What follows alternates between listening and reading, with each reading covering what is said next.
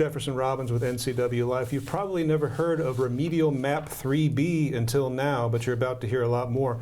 We'll show you the full-size map here in a second. That map was adopted Friday by a federal judge as the official map of Washington State's legislative districts, the geographic areas from where you, the voters, elect your state senators and your representatives.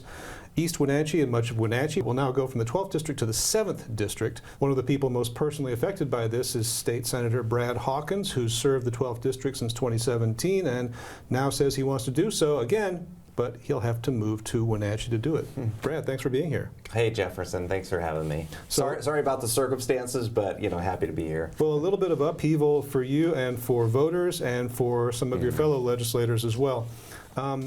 By way of background, back in 2021, the State Redistricting Commission drew a map. They did it at the last minute. They had a lot of problems doing it, and a lot of what they did was challenged in court. That sort of gets us to where we are now. Can you talk about this particular lawsuit and how it arose, and what this outcome means for the 12th and the 7th districts, which are now neighbors? Yeah, so it's been an interesting process. So the state has a history of bipartisan redistricting, and the state of Washington appointed a bipartisan redistricting commission, and they did a lot of work over many months. Now, they kind of ran up against their deadline, and in the end, they brushed right up against their sort of midnight deadline. But they, as a bipartisan commission, did approve the maps. And the state Supreme Court said, yes, even though it was right up to the deadline or technically a few minutes over, we acknowledge that these maps are validly approved. And then the state of Washington legislature, the following legislative session, ratified those maps. And so those maps, as you mentioned, have been in place for a couple years. Well, soon after, apparently, and a lot of people didn't even know about this, legislators, we weren't following it too much. We were just trying to understand our new districts and reach out to those communities. But an activist group from Los Angeles challenged Washington State in federal court, as you mentioned, about one particular legislative district near the Yakima area, and said, well, this Yakima district, as the Bipartisan Redistricting Commission approved it, is only 51.5% Hispanic. Before you know it, one thing led to another, and we had thought that the judge might rule soon because the Washington Secretary of State, Steve Hobbs, says, hey, Judge, I'm going to give you a deadline. You need to make a decision on this court case by March 25th. Because I need to finalize maps for the statewide elections. I mean, all of the House members are up for re-election, half of the senators and all this stuff. And so the judge tried to, I think, expedite his process, and then he issued this ruling on Friday, which is really a bombshell. The lawsuit was Soto Palmer versus Steve Hobbs as Secretary of State. One of the groups that was active in this was the UCLA Voting Rights Project. I think that's what you're mentioning as the activist group. Yeah. I mean, I'm just so frustrated. It's like, I just can't believe this is happening. You got a Los Angeles-based group suing the bipartisan approved redistricting maps and saying that this one particular legislative district in Yakima that the bipartisan group agreed to, which happens to be 51.5% Hispanic, is not a majority minority district, was kind of confusing. And then you had these interveners into the lawsuit, which is not the UCLA group, but this group, Alex Ibarra and other interveners who happen to also be Hispanic, was saying, no, this is actually valid. But in the end, they ended up presenting to the judge an alternative map. And the alternative map only affected 3 legislative districts total. And they were all around the Yakima area. And they basically made the case, from my understanding, is, well, Judge, if you really need to make the change and you don't think 51.5% Hispanic is majority enough, this alternative proposes something like over 55% Hispanic, and it only impacts these 3 districts. This other group from UCLA presents these maps that they believe would resolve the issue, that has this cascading effect over multiple legislative districts and all these sitting officers and all these things.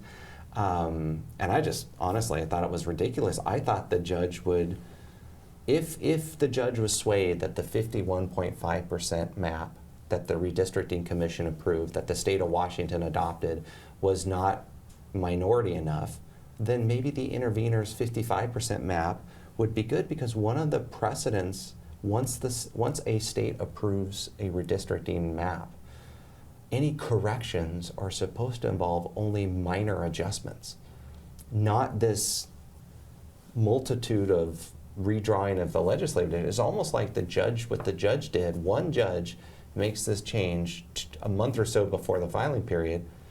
He's basically doing a redistricting all over again. And coincidentally, it only happens to affect Republican members. It doesn't affect any of the Democratic members. And the judge is trying to grant what I believe to be a supermajority of Hispanic voters in one legislative district, which many of us believe would be for the sole reason of allowing or having a Democratic member elected to the legislature from Central Washington. I think that is the underlying goal, which is frustrating because it's all, in my mind, very politically driven, which is what the Bipartisan Redistricting Commission is supposed to avoid, and definitely what the court system is supposed to abstain from. And I just don't believe that was the case with this ruling. Let's talk about the impacts to sitting legislators yourself in the state Senate. Senator Nikki Torres, also from the Yakima area, Senator Curtis King. You are among three state senators whose home residences have essentially been drawn out of the districts you represent. Is that accurate? Yeah, and those are just three of the senators. There's other House members I believe are impacted as well. And I guess for some of the senators, it depends if you're up for re-election, because Senate terms are every 4 years. So the House members, are scrambling a bit too, and I'm not as close to all those details, but they could kind of maybe stay in their place but run for a different district or whatever. But for example, for me, if this happened 2 years ago, I would be like, okay, well, I'll just let the court system play out and appeal and see what the final decision is. But in this case with me, you have to be, you have to live in your district in order and be a registered voter in that area in order to run for office. And so I am relocating my family to the Wenatchee area in early April, spring break. But yeah, it impacts a lot of us, and it's really unfortunate. And not only does it impact like me in particular, or these members in particular, it impacts their communities. So for example, I've always considered the Wenatchee Valley, Wenatchee and East Wenatchee, to be one community. Even though we're in two different cities, two different counties, separated by the Columbia River, we're one community. And one of the principles in state law, RCW, is during a redistricting process, we need to make sure communities of interests are contained together.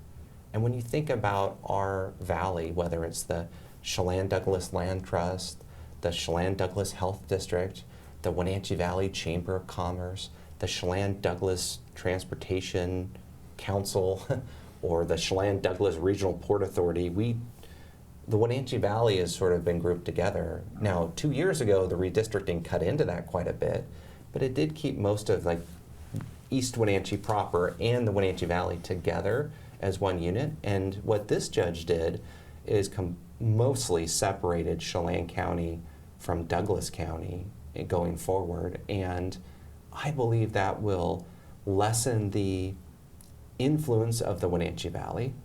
For example, if the city of Wenatchee, fortunately, they got their funding for Confluence Parkway, but let's take that for an example.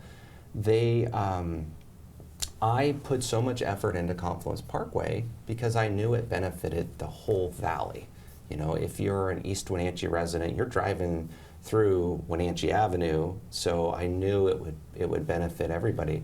Well, now going forward for Confluence Parkway, if something like that came up and it wasn't funded, Wenatchee alone would have to compete with Monroe and Snohomish County and Snoqualmie and some of these other communities that have major transportation challenges. So I see that as an issue. And then East Wenatchee going forward, if this stays, if this continues, East Wenatchee, I believe, is significantly marginalized by this, because if you look at that map that we have seen when we started the show, East Wenatchee is a small community now on the very end of this gigantic legislative district, and East Wenatchee alone will need to create influence with those legislators to get projects in East Wenatchee funded. Because frankly, if I don't represent East Wenatchee, I can't really sponsor projects for them. East Wenatchee, most of downtown Wenatchee, and the old station area all join the 7th District. They are all moved over under these new maps. Pangbourne Airport and Rock Island move into the 13th District, which historically has stopped at the Grant County, Douglas County line. I didn't know that until today, so that was just something I found out. And I think a lot of people are left scrambling, and that's why my wife and I just cannot figure out why would the judge not only make so many significant changes when he could have remediated this in a modest way with just a couple few legislative districts around the area, but then make so many changes so close to the election, involving so many districts, leaving communities kind of scrambling to figure out. A lot of these communities, honestly, a lot of members are still trying to figure out the redistricting from 2 years ago, even though we've worked so hard to try to explain the process and everything. So I think a lot of communities are at a real disadvantage here. I believe a lot of voters are going to be significantly confused, but I do believe eventually this case will go to the United States Supreme Court, and I believe this judge's decision will be invalidated. You responded to this decision on Friday. You said, I am running for re-election. This is my official announcement. And by the way, I now have to move to the Wenatchee area. What kind of residency do you have to establish in Wenatchee to continue to represent the 12th? Do you need to be there for a period of time? Is there some other factor that you have to meet?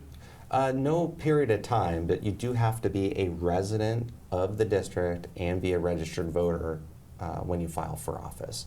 And my family and I, we plan to locate to Wenatchee in early April. That's spring break week, and so we're going to go through that process. These aren't life choices you are looking to make immediately. Right now, no. But to answer your question, yeah, we do plan to locate to Wenatchee in April, early April.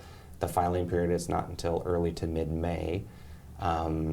And once I get my voter registration adjusted, then I plan to participate and continue to represent the 12th, which I'm proud to represent even despite the changes that occurred 2 years ago. A few years ago when the State Commission did the redistricting, you were narrowly retained inside the 12th District. Your neighborhood was just barely carved out on the northeastern area around East Wenatchee. Was that a premonition, Brad? Did you see something coming down the road that would force this decision? Well, not necessarily something that would force this decision, but a couple years ago, at the time, I mean, most of the redistricting commissions presented maps that they were going through always included Chelan and Douglas County together as a unit. And I guess I wouldn't have been too disappointed with some of Douglas County split up, but I believe like all of the greater East Wenatchee area, including Rock Island, is kind of part of this community. So I would have preferred that the greater East Wenatchee area be collectively included. Now, what the Redistricting Commission approved 2 years ago significantly cut into some of East Wenatchee, or at least what people who have East Wenatchee addresses. So being on the edge of my district, I thought, well, that's not necessarily a good place to be if the maps are all being adjusted still. And the judge was presented like 7 different possible remedial maps, and a couple of them impacted me. So I was thinking, well, I think you'll probably choose one of the other 7 or whatever. But as it got closer, we definitely realized this is a real possibility. And we should hope for the best, but prepare for the worst, and that's what we did. Brad Hawkins, thanks for helping us sort through these issues. We appreciate it. Yeah, thanks for having me, Jefferson. Appreciate it. You're watching the NCW Live channel.